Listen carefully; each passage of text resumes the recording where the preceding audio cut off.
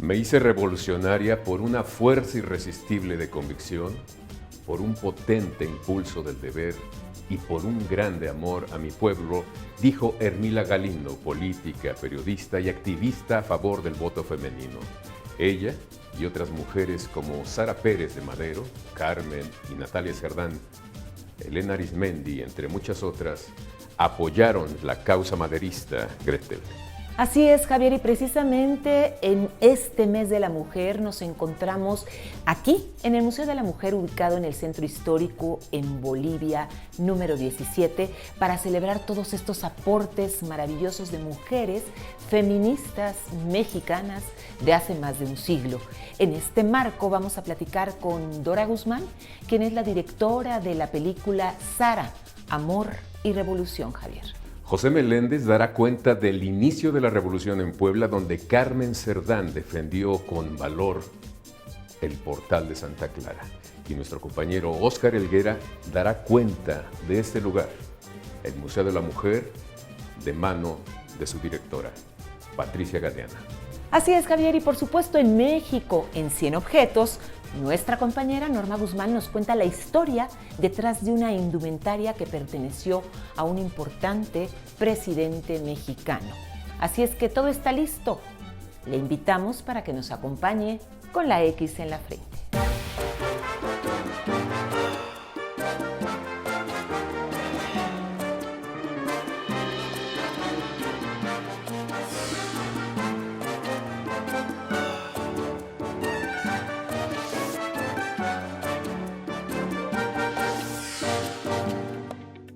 Dice la poeta Dacha Maraini que las mujeres, cuando mueren, lo hacen para siempre, sometidas al doble fin de la carne y del olvido. Las indignadas de ahora, que toman calles y pintan monumentos para exigir sus derechos, han logrado sacudirnos un poco esa amnesia sexista presente en nuestra historia. Carlos Montemayor fijó en nuestra literatura a la guerrilla, pero un amistoso reclamo de mujeres norteñas le hizo agregar a su novela Los hombres del alba, las mujeres del alba. Un inmenso capítulo sin el que esa historia quedaría trunca. Toda revisión histórica nos muestra mujeres sorprendentes que entre la revolución y sus derechos optaron por la primera. Les importaba el cambio, aunque el cambio casi no las incluyera. Pero a pesar de todo, entre el oleaje del machismo novohispano, porfiriano o revolucionario, aparecen aquí y allá, a veces bajo la imagen de una domesticidad femenina. Desde una Sor Juana, que practicó la cocina y lanzó unos dardos que los movimientos feministas han hecho suyos, hasta Sara Pérez, una mujer que luchó junto a Francisco I. Madero como esposa, activista, estratega que del escritorio y la cocina saltaba a la calle para arengar a las tropas, fundar la Cruz Blanca Neutral, tener contacto con obreros o con las víctimas del movimiento armado. Mujer ejemplar, coherente hasta sus últimos días, ahora es también un personaje de Batallas en el desierto de José Emilio Pacheco y de la cineasta Dora Guzmán Treviño, que la reivindica en la cinta Sara, Amor y Revolución. Hablar de la participación de las mujeres en la Revolución Mexicana nos remite de inmediato a las Adelitas, estas coronelas, soldaderas o parejas de campesinos que se sumaron a las tropas de la Revolución, pero lo cierto es que hubo muchas más mujeres de clase media, de clase alta, que se comprometieron en serio con la causa maderista. Algunas de ellas son Juana Belén Gutiérrez de Mendoza, una activista de Durango, quien hizo serias denuncias de las injusticias contra la Iglesia y el porfiriato.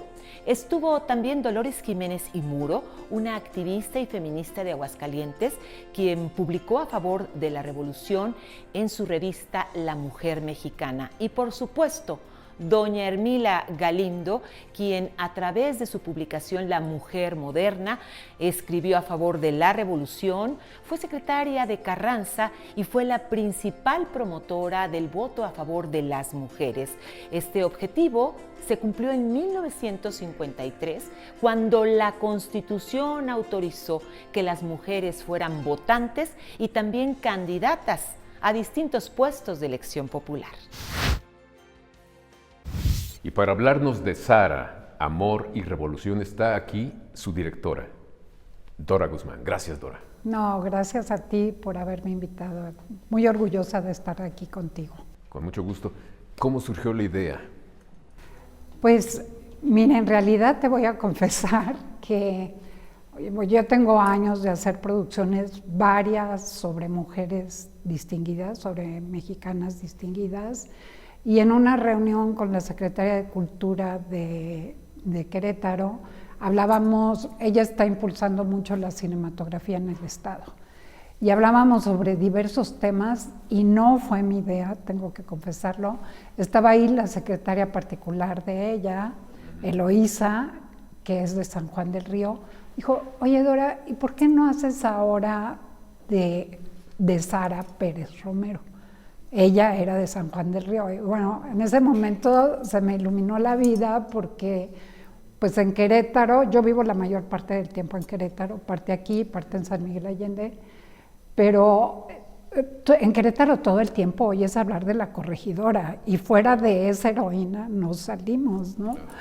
Entonces, suena maravilloso y me di a la tarea de hacer una investigación muy seria, aunque en realidad el largometraje es una ficción histórica.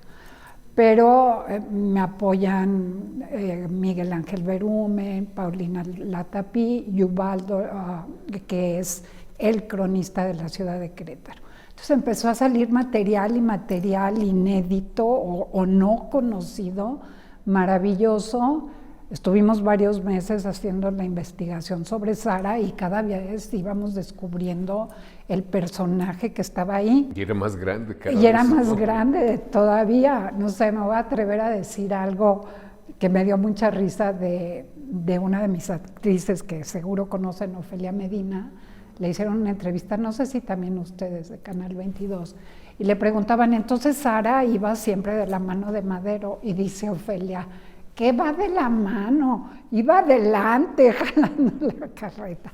Tal vez es exagerado, pero la verdad, a lo largo de la investigación vimos que hicieron un equipo perfecto. No solo eran una pareja que se quería muchísimo, aunque tuvieron sus problemas y también los sacamos de la película, pero hicieron un gran equipo. Hay películas de la época donde ves a Sara y a Madero juntos y a Madero pasándole el documento a Sara. Sara lo lee y él le hace un cariño, un apapacho. Entonces realmente era una pareja muy ligada, muy comprometida en el tema de la democracia, en restaurar la democracia, y pues lo lograron, ¿no? No, y hizo cosas muy arriesgadas también, incluso lo acompañó en la cárcel cuando no tenía por qué estar ella, ¿no? Así es, vivió con él en la cárcel en Monterrey, y luego quiso también, cuando lo pusieron a San Luis Potosí, ya no le dieron chance de que viviera ahí en la cárcel, pero ella rentó una casita a un lado para poder ir a verlo diario, y finalmente se escapó de ahí, como tú sabes. Hizo todo para apoyarlo y luego para apoyarlo en la escapatoria. Oye, pero me llama la atención que estos personajes tan fuertes, tan presentes en el momento, tú dices que hay películas donde ella aparece, de repente una especie de amnesia sexista. Así es.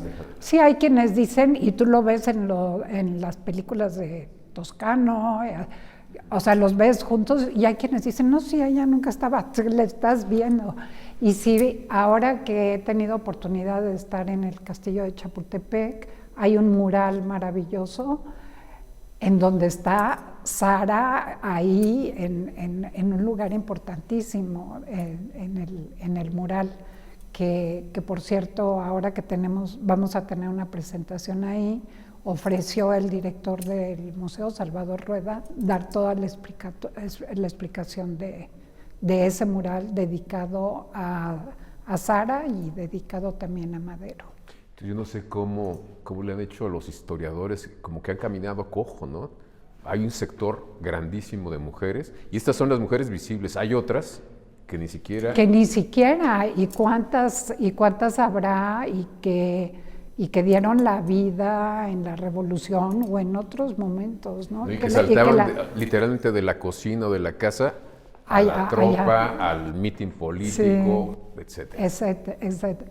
Y no es el caso de Sara, aunque por ahí Aurelio de los Reyes dice que Sara dejó el ovillo y el trapeador para irse. Pero la verdad es que Sara era muy, muy rica, o su padre era muy rico, un hacendado de San Juan del Río. Y es curioso que la paz que vivían gracias a Porfirio Díaz fue la que se les revirtió después, claro. ¿No? Pero la mandó a estudiar a California, a una universidad que estaba de moda entre las chicas ricas de entonces, pero que sí tenía las ideas libertarias de Lincoln, que fue lo que descubrió Sara al estar ahí, aparte de descubrir al hermano de sus amigas, que era Francisco y Madero. Entonces, las hermanas de Madero también estudiaban ahí en Notre Dame, y fue así como se conocieron ellos. Qué interesante, nos estás llevando a un perfil que tiene que ver con la educación, pero de esto volvemos a hablar después del corte. Claro que sí. Otra importante aportación de las mujeres al frente de la Revolución Mexicana la dio Elena Arizmendi Mejía, activista y feminista de esa época, quien de la mano de doña Sara Pérez de Madero fundan en mayo de 1912 la Cruz Blanca Neutral. El objetivo era dar asistencia y tratamiento a los heridos de la causa rebelde. Y todo esto porque la Cruz Roja Mexicana de aquel tiempo no se daba abasto y además era de alguna manera aliada del porfirismo. Cabe destacar que en esta tarea, Elena y su hermano Carlos Arizmendi Mejía se dieron a la tarea de convocar a estudiantes de medicina, a enfermeras y otros especialistas para fundar un hospital de campaña. Y no solo eso, ya que doña Elena Arizmendi y su hermano también tuvieron que recaudar fondos e importantes aportaciones que dieron los entonces personajes de la época como María Conesa, Virginia Fábregas y don Leopoldo Beristain. Vamos a hacer una pausa, pero no se vaya porque al regresar tendremos en el reportaje con José Meléndez la historia y participación de las hermanas Natalia y Carmen Cerdán en el estallido de la Revolución Mexicana. Y también, en Novedad de la Patria, Óscar Helguera nos invita a recorrer este maravilloso Museo de la Mujer.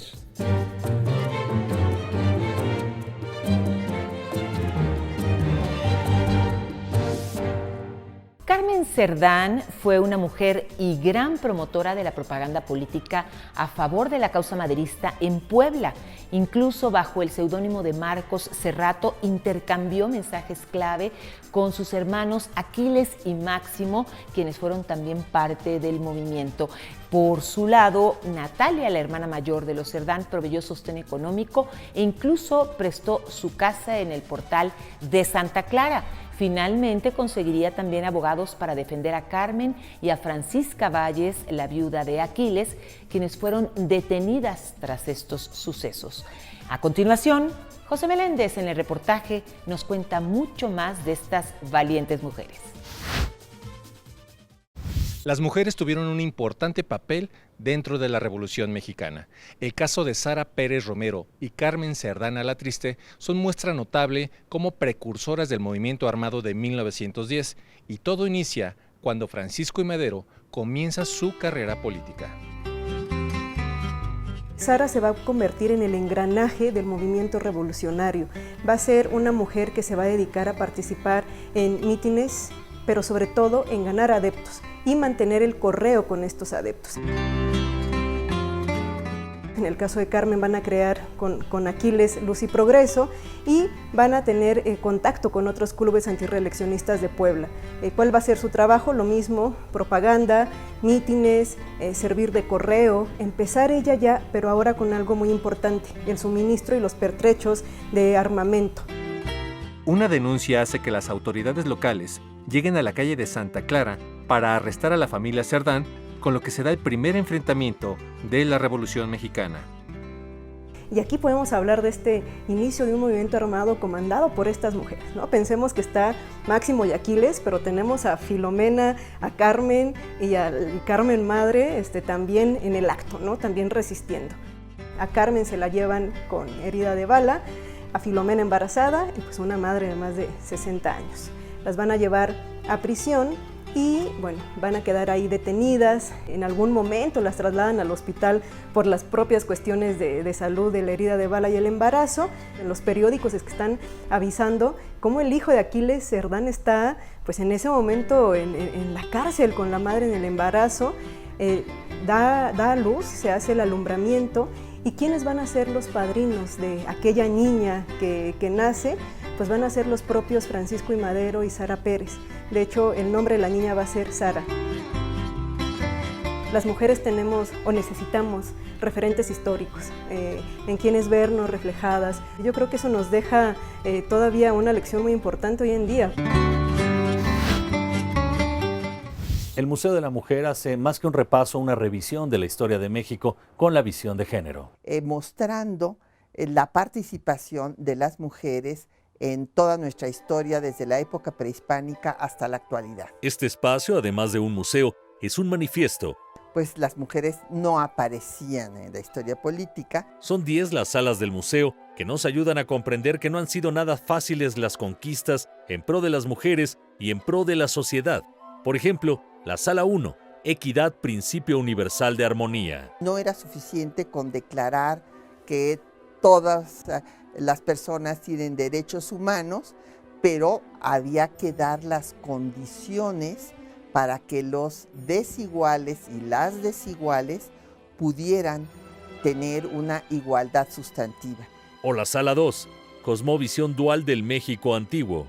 Lo femenino fue la vida privada, como en todas las culturas patriarcales a lo largo del mundo, donde se estableció el sistema patriarcal, y el hombre es al que le queda la vida pública. También se abordan temas como el marianismo novohispano y las consecuencias de la hegemonía religiosa. Han establecido que la mujer debe estar en su casa, ya sea en la casa familiar o en la casa de Dios, ¿verdad?, que eran los conventos, o en las de Mancería, donde eran convertidas en un objeto de uso sexual. Sobre las mujeres insurgentes, pero no solo las famosas. Además de las mujeres de élite que han recibido este reconocimiento, como Leona Vicario o como Josefa Ortiz, a la población femenina en general. Una visita al Museo de la Mujer puede cambiar muchas cosas. Una persona en forma anónima escribió lo siguiente: soy obrero de veras que la han tenido difícil las mujeres. Justo el mensaje que yo quería dar, y me dio una gran alegría que este trabajador hubiera llegado a esa conclusión. Yo creo que él seguramente será un hombre respetuoso de su pareja, de sus hijas, en fin, y esto es lo que queremos hacer, un cambio cultural. Nos vamos a una pausa, pero no se vaya, porque al regresar la segunda parte de la conversación con Dora Guzmán, directora de la cinta Sara, Amor y Revolución, y más adelante en México en 100 objetos, Norma Guzmán nos cuenta la historia detrás de la indumentaria de un presidente mexicano.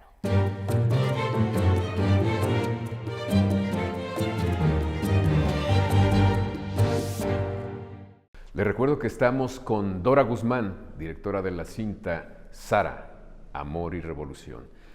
Dora, Tocaste un tema que me llama la atención y tiene que ver con la educación. Ella era una mujer preparada y otras mujeres muy activas y muy reflexivas que se metían a la acción también, pues tenían educación fuerte, estaban bien formadas, digamos. Sí, así fue. Las hermanas de Madero, de hecho, una de ellas fue cómplice y amiga de Sara hasta el final, hasta la muerte de Madero, y eran de pegar carteles en las paredes, de arengar con las tropas, y eso gracias a que se salieron de su ámbito.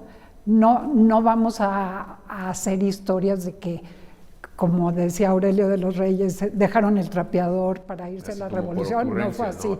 Yo creo que es como metafórico de Aurelio, es una metáfora de Aurelio, ¿no?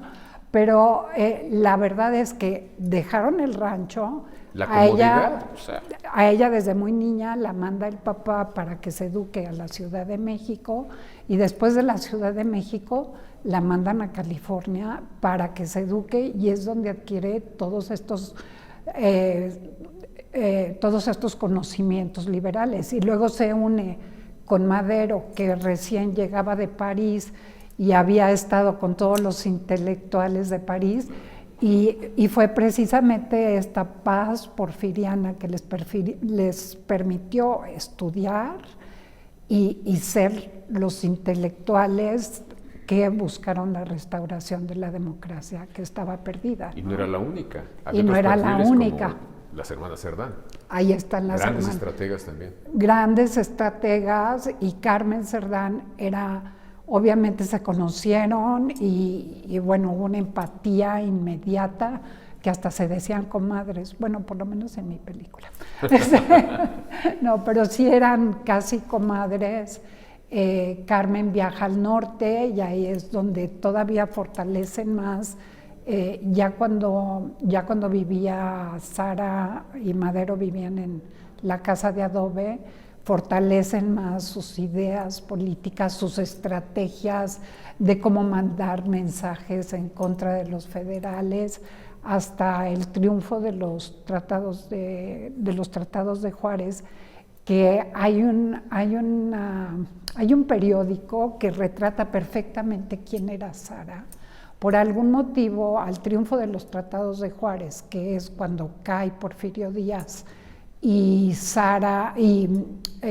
Porfirio se va a Francia, Sara encabeza un desfile, y tú la ves en la fotografía, que se ve también en la película, la ves en la fotografía, en medio están Roque y otros activistas de la democracia, ella en medio del desfile, y ni siquiera está Madero.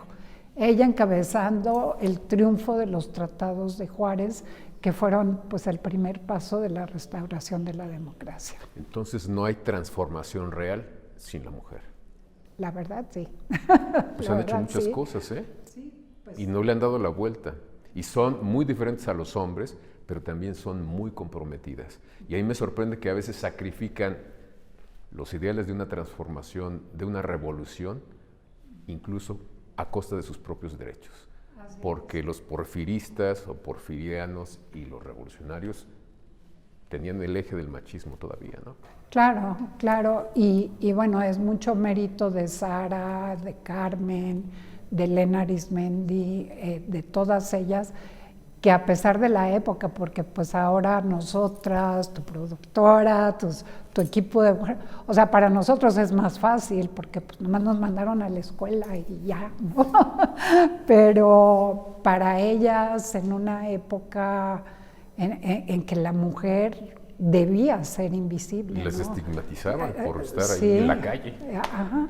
Y con todo, bueno, su padre, que bueno, en la película es Julio Bracho, tuvo esta visión de enviarla a California para que se educara y para que se desarrollara más allá.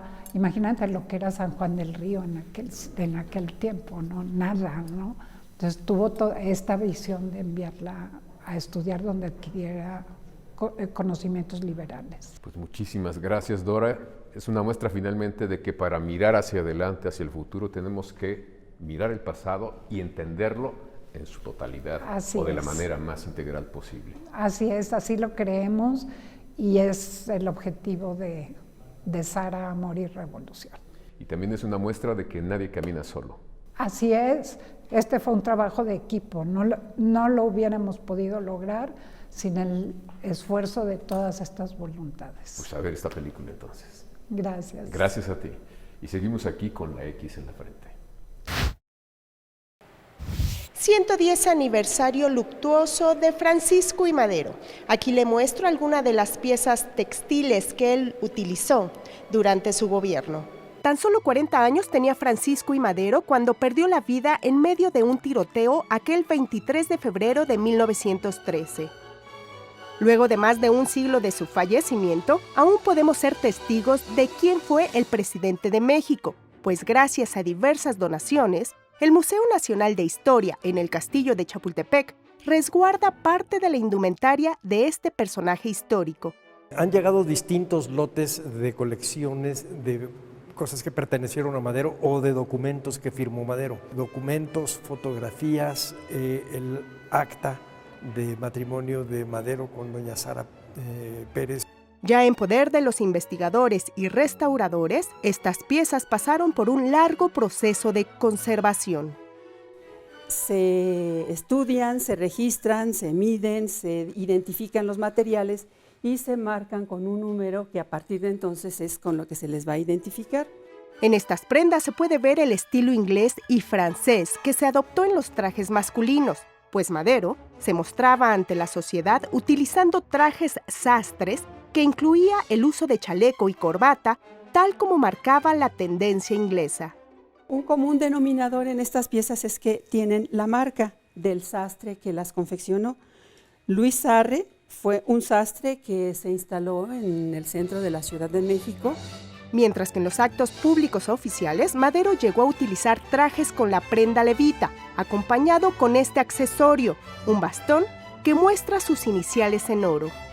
Esta es ropa genuina, que debido al paso de los años ya se muestra su desgaste natural. Es por ello que se debe tener un mantenimiento y trato especial. Está deteriorada la tela en las solapas o en este otro, y aquí ya se aplicó algún tratamiento para evitar que se dañen más. Durante determinado tiempo, estas piezas son guardadas para su conservación. Solo de esta manera podrán conocerlas nuestras generaciones futuras. Llegamos al final del programa después de tratar de conocer un poco las aportaciones que mujeres hicieron en la Revolución Mexicana para combatir un poco esa amnesia sexista que persiste en nuestra historia, Greta.